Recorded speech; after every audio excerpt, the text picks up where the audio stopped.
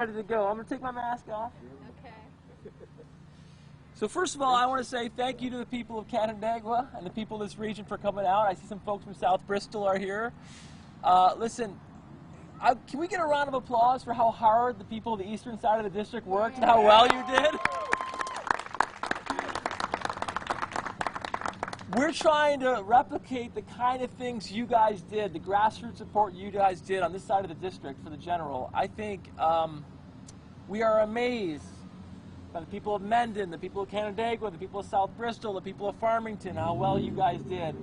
And we're grateful for the support across the entire district. So let's talk about where we are right now. We were down 40-something points on election night. 40-something points. That's now down to 5 points, or maybe even less, because we're still trying to figure it out. Now today my opponent is going to claim victory again. He's been claiming victory for a lot over the last few weeks. He's been claiming that it was a landslide victory. They praised President Trump over and over again. But the bottom line is, they look very weak. They're trying to slither their way into Washington and trying to say there's nothing to see here, when the reality is we were outspent maybe 50-1. The President of the United States himself came out and lied about me, lied about these good people, lied about this region. They used all the firepower they had against our little grassroots campaign, and here we are within a sliver of winning on the same day as the Republican primary. Now, I don't know what authority he's using to claim victory today, because some of the districts aren't even certified yet. However, we are going to fight hard until November. Now, what's going to be different about November? First of all, we hope a lot of things stay the same. We hope we have the same support we had out in South Bristol and Canandaigua and in Monroe County. We hope that support stays the same in many of the other rural counties, that in the strong areas of Hamburg and Orchard Park, those parts of Erie County, stay strong. But the big difference is going to be 150,000 more voters are going to vote on that day. And let me tell you, who do you think's charged up today? Voters that support me and the people that oppose President Trump, or the people who support President Trump? We know who's charged up. Are we charged up? Yeah. We represent something. We represent honesty and dignity and courage and doing the right thing even when it's difficult. That's why we fought so hard in NY-27, and why we're going to continue to fight so hard. Make no mistake, our country is in a crisis. This is an absolute crisis. And the people who are willing to stand up now are the people who will be remembered for fighting against the evil that we see in our country today. President Trump is not only a bad president, he may be the worst president in history. He is pushing us away from the things that we care about, the things that make us proud of our country. So I ask everybody who's listening to keep your spirits high. I know this is a dark time for our country, but I believe 2020 will be the time we prove what America is really about. America is not about guys like Chris Jacobs trying to force his way into Congress, spending millions and millions of dollars, talking to his rich friends, getting President Trump to do town halls for him, getting him to do robocalls. That's not what America's about. As John Lewis said before he passed away, you should not be able to buy elections like you can buy soap. It's not about who has the most money, it's about who is going to stand up for the people of this region. And for too long we've had no representation, and now we're having a man who's trying to rush his way in, who's done nothing. He said nothing about what he will support for the people of this region, what he will do to fight for the people of this region. He has said one thing only, that he stands for President Trump. That's it. That's his platform. So one of the things I want to ask the press that's here today, please, we all have a responsibility at this moment. We cannot pretend this is a normal election or a normal time. We all have to have a sense of urgency. And the sense of urgency is to say to people like Chris Jacobs, what do you believe? Do you believe the president is handling the COVID crisis well? Do you believe that we should have federal troops in our cities suppressing free speech? Do you believe we should pander to Russia, who's targeting our soldiers and undermining our very democracy. And that's not just a responsibility of the candidates. That's a responsibility of the entire community, including the press. I ask the press that's here today, these are not normal times. When Chris Jacobs gets up and says, when a 75-year-old man is assaulted in Buffalo, more is going to come out. Maybe he's a member of Antifa. When he supports such conspiracies, it's the job of the press to say, do you really believe this, Chris? And to hold him accountable. When he says that the COVID crisis is being handled well, it's a job of the press to report. Is it really being handled well? Do you really believe that President Trump is doing a good job? So we will continue to hold him accountable. We will continue to fight with the urgency we've always had. And when we finish this in November, I promise you, when I go to Washington, I will be determined to represent these good people. People who have the same values that we do, that believe in democracy, that believe we are all stakeholders in that democracy, that believe people should have health care and a chance at a good living and a job in the greatest country in the world. And with that, I'll be happy to take whatever questions you may have. But let me say right now, this is not the end. This is the beginning. We're fighting hard. Yay.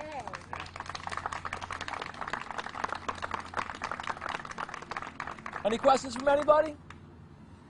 Go ahead. Yep.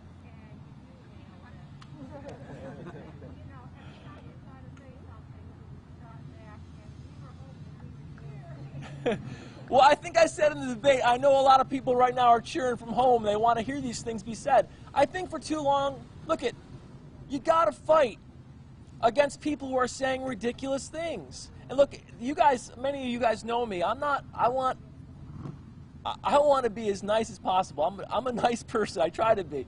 But we're in a situation where you can't simply tolerate insanity. You can't tolerate people who are saying things that are simply just not true, who are lying to our faces. There's a term we use a lot nowadays, gaslighting, right?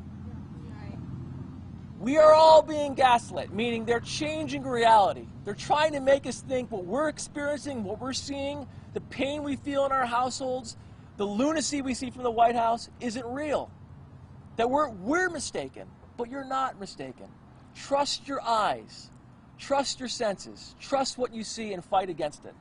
I heard what you said about November and what's going to be different. If you could reiterate that again for us. Sure. Well, first and foremost, I hope a lot is the same. Because in the reddest district, let me remind everybody, this district was designed for a ham sandwich to win as long as he got an R next to his name. And the fact that 2 elections in a row, the people of this district, even on the day of a Republican primary when President Trump lied about me, came out in huge numbers and voted for a Democrat, says that people are smarter than they think they are, than Trump thinks they are. They're willing to do the right thing. So I want to say first and foremost, everybody out there who says this is a red district, we've proven it. It isn't red, it's purple, and it may be blue by November. That's the first thing. The other big difference is there was a lot of confusion about the election. We all know that. We struggle with trying to educate voters. Some voters didn't even think it was the special election was that day. They thought it was a Republican primary.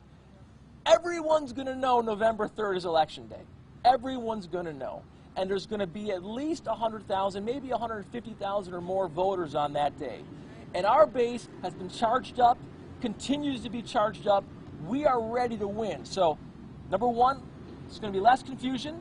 And one of the things we've been fighting for with this vote count is we want people to understand we need to work out some of these issues regarding postmarking, regarding confusion at the polls, regarding keeping the polls safe, keeping the mail-in ballots safe and protected. And those are things we've been working on. But there's going to be less confusion, there's going to be more energy, and there's going to be 150,000 more voters to make up a small gap that gets smaller by the day. What are your thoughts on mail-in ballots? I mean, it helped you tremendously. They help America. I mean, like, listen, this is like this whole mail-in ballot debate, like it's some new issue. It's not. And for the last 30 years, usually mail-in ballots benefited Republicans. I remember I've helped with elections in the past where people would always say, wait for the mail-in ballots. Suddenly, because President Trump says that they're bad, now there's people saying they're dangerous and they're bad. We've been using them for years. It's helped our military vote. It's helped many seniors vote. And in this era of pandemic, we need a safe mail-in ballot system. Now, we've learned a lot from this election. So we're working with the governor's office, with the Democratic voters, organizations, to try to make sure the process is improved, but mail-in ballots work, and they're a way that can keep our people, our community safe in this time of crisis. Any other questions? Go ahead. Yes, sir. Do you have any concerns on how mail-in ballots will work on Election Day? Well, one of the concerns I have is what happened here, is you have a guy claiming victory when you didn't count more than 50% of the votes.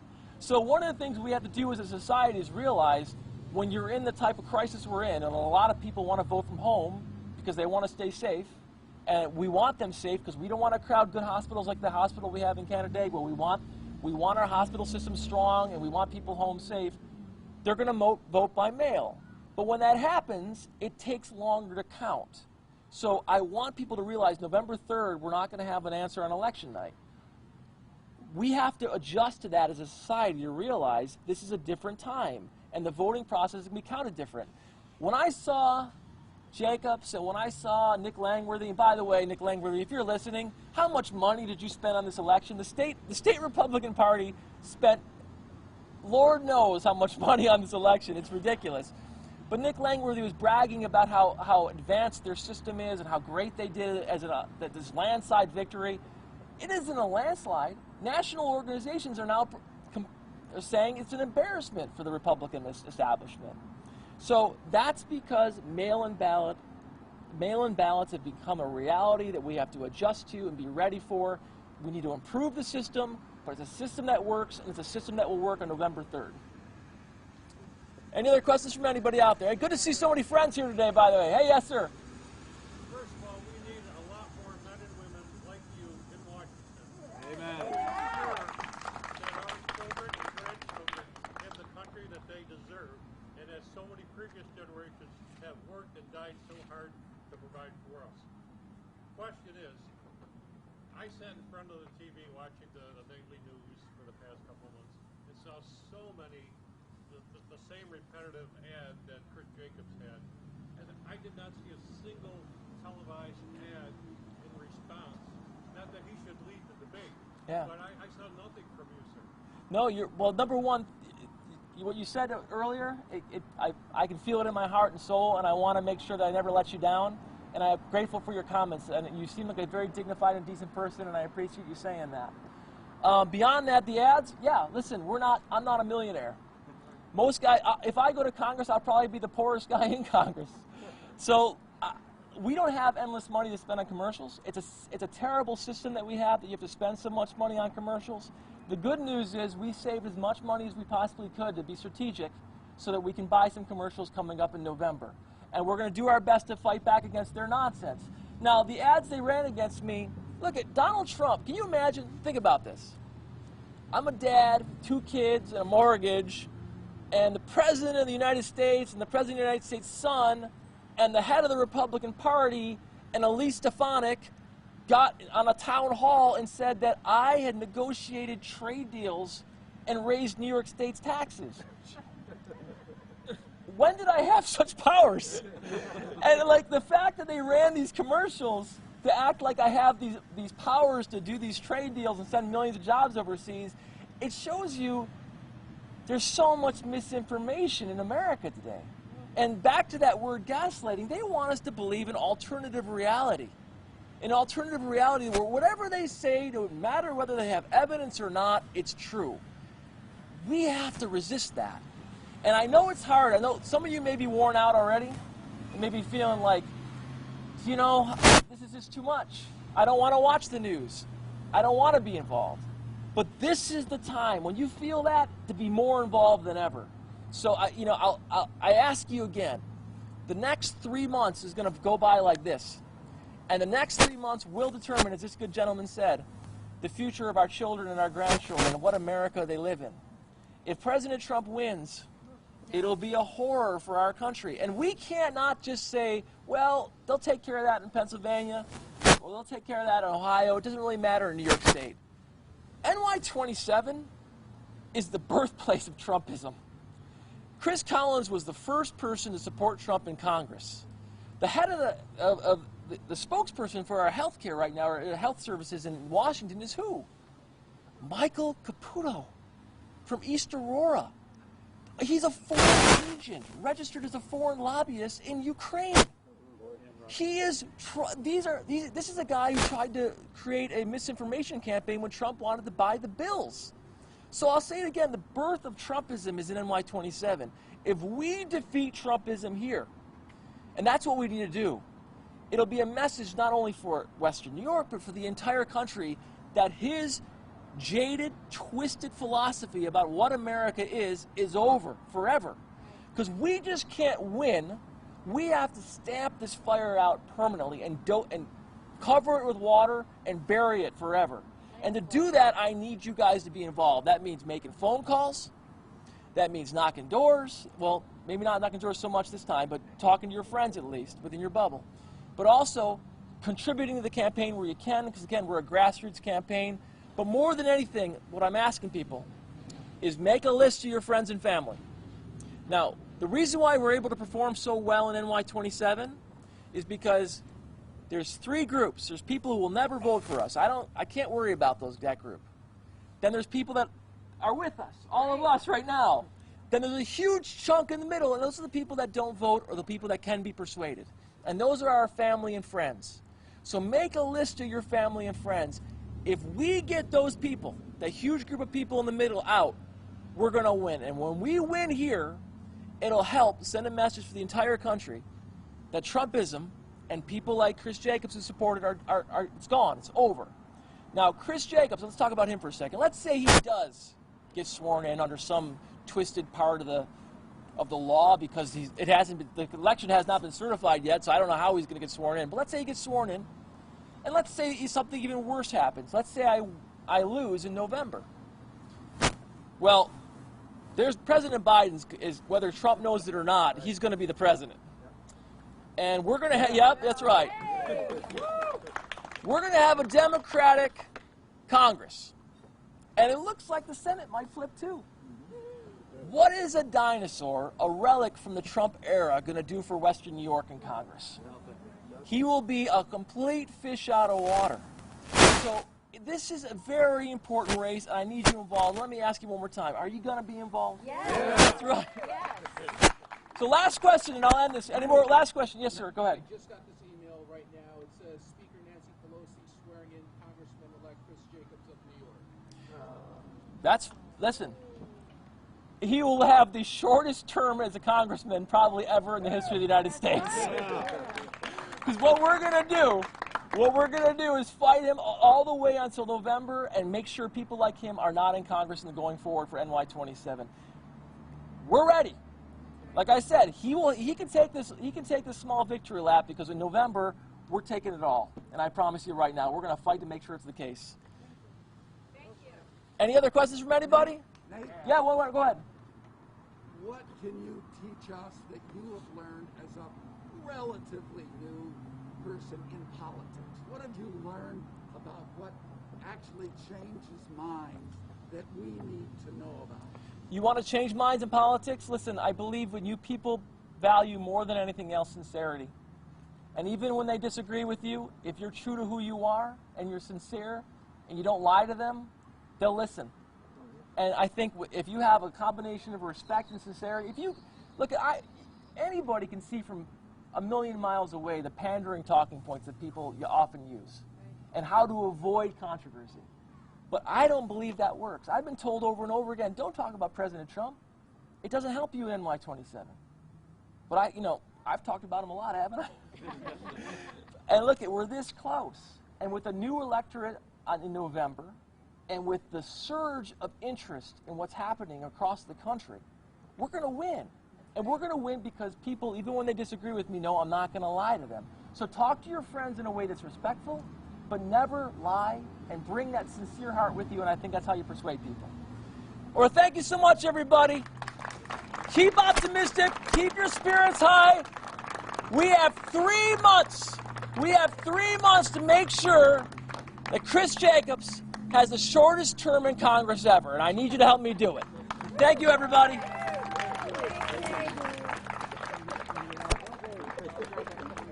Thanks for coming out, everybody. There you go. Thanks, Nate. Thank you, brother. I appreciate it. I'm going to have a hug. Okay.